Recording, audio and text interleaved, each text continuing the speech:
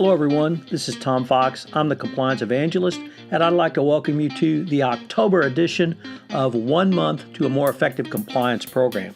This is the only monthly compliance program focusing on a different subject, taking a deep dive so that it will help you have a more effective compliance program. This month, I will be talking about 1 month to more effective compliance for business ventures. But first, a word from this month's sponsor, the Volkov Law Group. Hi, I'm Mike Volkov of the Volkov Law Group and proud sponsor of this month's podcast series. The Volkov Law Group believes that every company should have a robust ethics and compliance program. Experience and research show that ethical companies are better performers in the global marketplace. At ethical companies, employees believe in the company, they feel vested in the company, and are more productive. As a result, misconduct rates are much lower and financial performance is higher. We can help you achieve these benefits through an effective ethics and compliance program. The Volkov Law Group specializes in corporate compliance, internal investigations, and white-collar defense. We are your partners in our joint mission of building an effective ethical culture for your company. Our 10 years experience shows that business cultures can change. We are committed to work with you to achieve an ethical culture in your company. We address your company's anti-corruption, antitrust, trade and sanctions, anti-money laundering, and other regulatory and legal risks. We do this through practical guidance that your company can easily implement. You can learn more about our commitment to effective ethics and compliance programs at our website, www.volkovlaw.com, our award-winning blog, Corruption, Crime, and Compliance, and our new podcast series of the same name. You can contact me at my email address, mvolkov@volkovlaw.com. Let us know how we can help you achieve your goals. Thank you, Michael. In this month's series, we will take a look at the role of compliance in mergers and acquisitions, the role of compliance in joint ventures, in joint venture agreements, distributorships, franchises, teaming agreements, partnerships, as well as other types of business relationships. At the end of October, you have an excellent grounding in what you need to do for a business venture under the FCPA. My 1 month series of 1 month to a more effective compliance program running through 2017 is a part of the Compliance Podcast Network. Day 2, Key Mergers and Acquisitions Cases under the FCPA. Today I want to consider some of the key FCPA enforcement actions involving mergers and acquisitions. I think this is important because it's something that will come up with your senior leadership team, your executive leadership team, or those business unit folks who may not understand how FUBARs in the M&A space have led to some significant FCPA enforcement actions.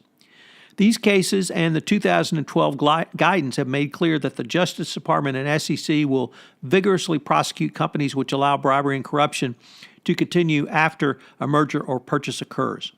The key point to remember is that if a company was engaging in bribery and corruption before it was acquired and continues to do so after the transaction is completed, it is now you that are engaging in bribery and corruption and not them. So what are some of the key cases? Well, it started with Sincore International Corporation in 2002. The allegations were that Cardinal Health acquired Sincore, a radiopharmaceutical company based in California. Between 1997 and 2002, Sincore's Taiwanese subsidiary made improper commission payments totaling $344,000 to physicians who were employed by state-owned hospitals to influence the doctor's decision to buy Sincore products. Another $600,000 in corrupt payments was made through subsidiaries in Mexico, Belgium, Luxembourg, and France. All payments were authorized by and with the knowledge of, and the indeed approval of, Sincore's founder and chairman. The penalties included a $2 million fine, an additional $500,000 civil penalty, and 3 years to supervised probation. So what are the key lessons learned from the Sincore case? This was the first time the Department of Justice charged a foreign company under the 1998 amendments to the FCPA for acts taking place in the United States. So here we had Sincore's Taiwanese subsidiary, engaging in acts approved by Sincore's founder and chairman. Parent liability established through a foreign subsidiary's books and records and employees of a state-owned entity which are instrumentalities of a government. It also showed that government investigations can slow the closing of a corporate merger and acquisition transactions, as the acquisition by Cardinal Health was delayed until the investigation was concluded and agreement struck with the Department of Justice and Securities and Exchange Commission. The acquirer bought Sincore for a lower price than was originally negotiated due to the FCPA violations. The second case was Titan Corporation from 2005. The allegations involved the case involved the acquisition of Titan Corporation by Lockheed Martin Marietta. Perhaps most importantly, the acquisition ultimately failed, and that's the key lesson. Nevertheless, Titan employed a consultant and paid $3.5 million to a known business associate of the president of Benin.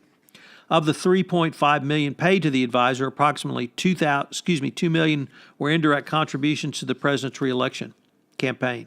At the direction of a Titan senior official, at least two payments of $500,000 each were wired from Titan's bank account in the United States to the agent's account in Monaco. The remaining payments were made to the agent in cash, the old-fashioned way.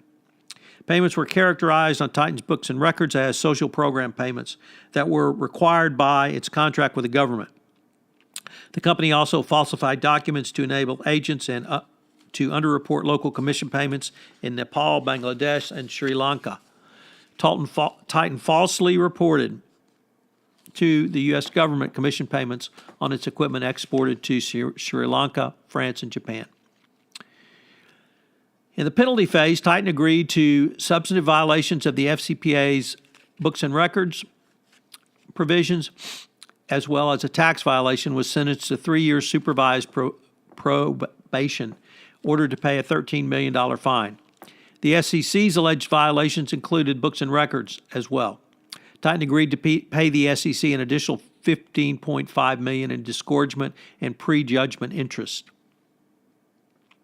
Titan was required to retain an independent monitor, consultant to review the compliance procedures and to adopt its recommendations. Finally, the SEC issued a 21A report criticizing Titan's proxy statement for incorporating what it deemed false FCPA reps and warranties. And indeed, most importantly, the acquisition by Lockheed Martin ultimately failed. So what are some of the key lessons learned from the Titan case? Some of the basic tenets of a compliance program were laid out in this enforcement action. It included that a company must conduct meaningful due diligence with respect to foreign agents and consultants and must ensure that the services alleged to have been performed were actually provided. Internal controls must be designed to detect red flags, such as offshore payments and inconsistent invoices. From the mergers and acquisitions perspective, reps and warranties in a merger agreement must be accurate or qualified when included in a proxy statement. There can be an additional risk of prosecution under other laws such as ITAR, possible suspension of export privileges, and possible tax exposure, and of course, debarment. Ultimately, and most importantly, from the business perspective, the merger failed when Titan was unable to meet its contractual obligations to settle with the U.S. government in a certain time. And finally, the Latin Node case. Of all the cases in the M&A context, this is probably the most significant one, although the monetary amount now pales compared to the fines and penalties, and indeed the largest FCPA fine in the history of the world ever came out last week. As I'm recording this, the Telia Company case. Nevertheless, the significance of Latin Node cannot be understated. In 2007, Elandia acquired Latin Node, which provided wholesale communication services to several developing companies by leasing lines from local phone companies. The purchase price was $20 million. In August 2007, during post-acquisition financial integration review, Elandia discovered evidence that Latin Node had paid approximately $2.25 million in bribes to Honduran and Yemeni government officials between 2004 and 2007. Subsequently, Elandia voluntarily reported these payments to the Department of Justice, eventually paying a $2 million fine and placing Latin Node into bankruptcy and thereby losing its entire investment. Latinode, as in the penalty phase, Latinode pled guilty to a one count of criminal information as part of its plea agreement with the government. Under the agreement, Latinode agreed to pay a $2 million criminal fine, a special $400 assessment, note that amount, and agreed to continue its cooperation with the government. 4 Latinode executives were charged with criminal conduct for their actions, and they all ended up pleading guilty. But the key lessons learned were really the most significant because Latinode was the first FCPA enforcement case based entirely on pre-acquisition conduct, which was not known to the buyer when the transaction closed. The buyer's entire $22 million investment in Latinode was wiped out due to the inflated price of corruption and the investigation cost. All of this demonstrates the need for rigorous pre-acquisition due diligence in addition to post-acquisition integration. You simply can't clean up a corrupt company in post-acquisition integration. It also exposed the Latinode individuals to the possibility of real jail time for their actions. There have been several M&A cases since the Latinode case, but the model was set for these 3 cases set the model for the Department of Justice's prosecution going forward. Every compliance practitioner should be aware of these cases and communicate to management that one of the most well-settled areas of FCPA enforcement is around mergers and acquisitions. Simply put, if you do not engage in an appropriate level of pre-acquisition due diligence and there continues to be ongoing bribery and corruption after you acquire an entity, your company will bear the brunt of any prosecution. So what are today's 3 key takeaways? Number 1, FCPA enforcement in the M&A space is one of the most well-settled areas of law. 2, failure to perform pre-acquisition due diligence can significantly devalue a purchased asset. And 3, always remember that if bribery continues after an acquisition, it is no longer them who are engaging in bribery and corruption, but it is now you. This is Tom Fox. Thank you very much for listening to Day 2 of 1 month to more effective compliance for business ventures, and I hope you'll join me tomorrow for Day 3. This is Tom Fox again. I'd like to thank you for listening to this episode of 1 month to more effective compliance for business ventures, and I hope you will join me again. If you have listened to this podcast on iTunes, I would greatly appreciate it if you would rate the podcast, as it would help in our rankings and help get the word out about the only daily podcast which will bring you a more effective compliance program. If you have any questions, you can email me at tfox@tfoxlaw.com. Once again, thanks to this month's sponsor, Mike Volkoff at the Volkoff Law Group. The podcast series, 1 month to a more effective compliance program, is a part of the Compliance Podcast Network. Please join us again.